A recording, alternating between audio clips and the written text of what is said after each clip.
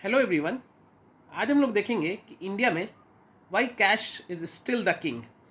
जैसे कि हम लोग एवरीडे इधर उधर से सुनने में आता है या आरबीआई की रिपोर्ट आती है, उसे ये मालूम पड़ता है कि यूपीआई कितना मैसिवली पेनिट्रेट कर चुका है सबके पेमेंट सिस्टम पे। बट आपको पता है कितना percentage of cash still rotating around? कितने लोग अभी भी कैश यूज़ करते हैं, कितने परसेंटेज ऑफ लोग? और यूपीआई का कितना परसेंटेज पेनिट्रेशन है ऑलरेडी हमारे इंडियन पेमेंट सिस्टम पे? तो आज हम लोग यही सब देखेंगे। और स्टिल इतना यूपीआई आ गया, सारे डिजिटल पेमेंट आ गए, और इंटरनेट बैंकिंग है, सारे ऐप्स है, स्टिल लोग कैश क्यों प्रेफर करते हैं, ये भी हम लोग आज इसमें देखेंगे। तो सबसे पहले एक ये जो आपको ग्राफ दिख रहा होगा, इसमें आपको पता चलेगा कि मंथली या एटीएम कैश ट्रांजैक्शन आपका बढ़ा ही है, इवन दो आपकी यूपीआई भी हर महीने बढ़ती चली जा रही है। तो सबसे पहले हम लोग देखते हैं कि अप्रैल मंथ में यूपीआई का कितने ट्रांजैक्शंस हुए हैं। तो अप्रैल मंथ अलोन अगर देखा जाए तो टोटल नंबर ऑफ ट्रांजैक्शन हुए हैं थ्रू यूपीआई 13.3 बिलियन, मतलब 13,300 crore total number of transaction हुए हैं यूपीआई के। और इसको वैल्यू टर्म्स में देखा जाए तो 19.6 ट्रिलियन, मतलब 19.6 लाख करोड़ के ट्रांजैक्शंस हुए हैं, जो कि ईयर ऑन ईयर देखा जाए तो 40% की वृद्धि है या इंक्रीज़ है। तो इतना ज़्यादा यूपीआई इंक्रीज़ हो रहा है, फिर भी हमारे कैश ट्रांजैक्शंस भी इंक्रीज़ हो रहे हैं, क्योंकि बहुत सारे इकोनॉमिस्ट का मानना है कि अगर कोई भी कंट्री की इकोनॉमी अच्छी तभी मानी जाती है जब वो सारे मोड ऑफ पेमेंट एक्सेप्ट करती है। तो इंडिया में भी कैश का चलन अभी भी वैसा ही है, इनफैक्ट इंक्रीज़ ही हुई है लास्ट ईयर से। तो जल्दी जल्दी से अब हम लोग कुछ डेटाज देख लेते हैं इस ग्राफ के थ्रू। सबसे पहले 2024 में एटीएम के नंबर देखा जाए तो एटीएम ऑन साइट हमारे पास है 1,26,116, और ऑफ साइट देखी जाए तो 92,699, और टोटल जोड़ा जाए तो 2,18,000 एटीएम्स है हमारे पास। और यही डेटा अगर आप देखें 2020 में तो ये 2,10,000 एटीएम के अराउंड होगा। तो 2020 और 2024 में आप कंपैरिजन करेंगे तो नंबर ऑफ़ एटीएम्स बढ़े हैं। ये क्यों बढ़े हैं? क्योंकि लोगों को कैश डिमांड ज़्यादा है, इसलिए नंबर ऑफ़ एटीएम्स बढ़े ही है।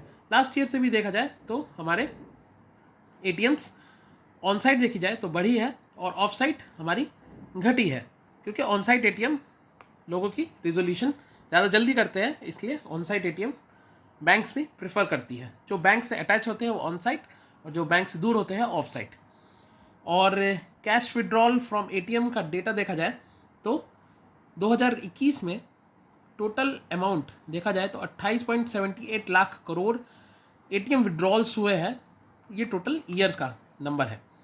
और नंबर ऑफ़ ट्रांजेक्शन देखी जाए तो 605 करोड़ ट्रांजेक्शन्स एटीएम में हुए थे, जो कि बढ़ के यहाँ पे देखा जाए 2024 में तो 6,600 मतलब 660 करोड़ ट्रांजेक्शन्स हुए हैं। और टोटल अमाउंट देखी जाए तो 32.42 लाख करोड़ का टोटल विड्रॉल हुआ है 2024 में, जो कि इंक्रीज़ ही है। मतलब कैश जैसे जैसे यूपीआई भी बढ़ रही है, इसका मतलब ये नहीं है कि हमारा कैश से लेन देन कम हो गया है।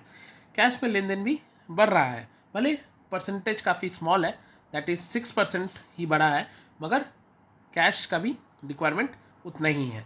अब सबसे ज़्यादा मैसिवली देखा जाए, ठीक है, हमारा एटीएम यहाँ पे ऑफ साइट मार्जिनली घटा है, ऑन साइट मार्जिनली बढ़ा है, मगर बूम क्या हुई है? ये जो माइक्रो एटीएम जो बीसी लेके घूमते हैं, उसकी काफ़ी ज़्यादा बूम हुई है। जैसा कि आपको पता है 60% हमारी पॉपुलेशन रूरल एरिया में रहती है, तो उसको कैटरिंग करने के लिए हमें क्या चाहिए? हमें एटीएम चाहिए, मगर एटीएम बड़ा एटीएम लगाने से वो फिजिबल नहीं होगा ऑर्गेनाइजेशन के लिए, तो वो छोटे छोटे एटीएम बीसी को देते हैं। उसके थ्रू काफ़ी ज़्यादा कैश ट्रांजेक्शन होता है। तो ये डेटा अगर हम लोग देखें तो 2020 का, जो कि यहाँ पे है नहीं, वो 53,000 के आसपास हमारे माइक्रो एटीएम्स थे।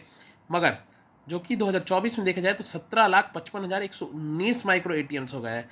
ये तो काफ़ी ज़्यादा बूम हुआ है और इससे ये पता चलता है कि cash demand specially on rural side काफ़ी ज़्यादा है। ठीक है, ये डेटा हम लोग देख लिए। अब आगे हम लोग देखते हैं कि कैश क्यों लोग प्रेफर करते हैं।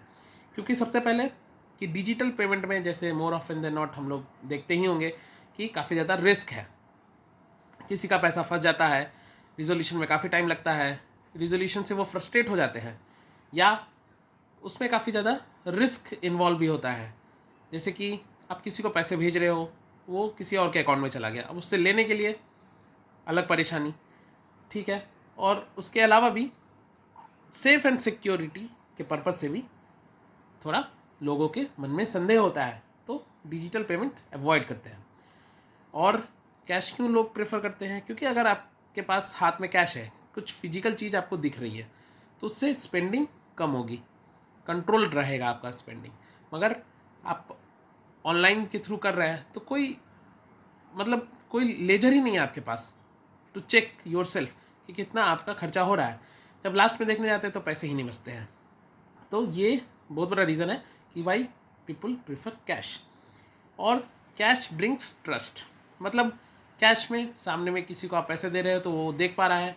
अब जैसे QR में कोई पेमेंट लेते हैं, वो अगले दिन नेक्स्ट डे क्रेडिट होती है, तो मर्चेंट के पास भी या शॉपकीपर के पास भी ये संदेह रहता है कि वो पैसे नेक्स्ट डे आएंगे, और कब आएंगे, कितने आएंगे, कौन सा फंसेगा, ये उनको भी नहीं पता।